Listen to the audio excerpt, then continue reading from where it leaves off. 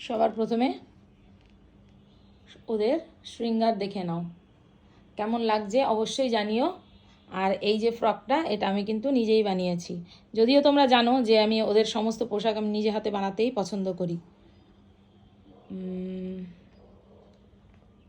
আর এই যে এই হচ্ছে ওদের শৃঙ্গার। আর আজকে ভোগের থালিতে আছে অন্ন,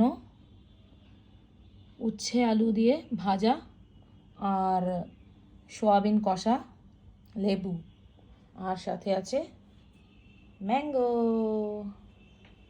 তো এই রেসিপিগুলো আমি কিভাবে রান্না করেছি অবশ্যই শেয়ার করছি, তোমরা দেখে নাও।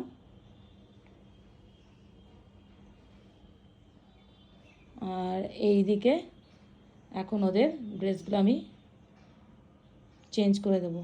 প্রত্যেক দিনই বলছি চেঞ্জ করে দেবো, কিন্তু চেঞ্জ আর হচ্ছে না। হয়তো ওদের পড়তে ইচ্ছা হয়নি, ওদের যেদিন পড়তে ইচ্ছা হবে সেই দিনই পড়বে, তাই তো? এই দেখো সবাই কি হাসছে।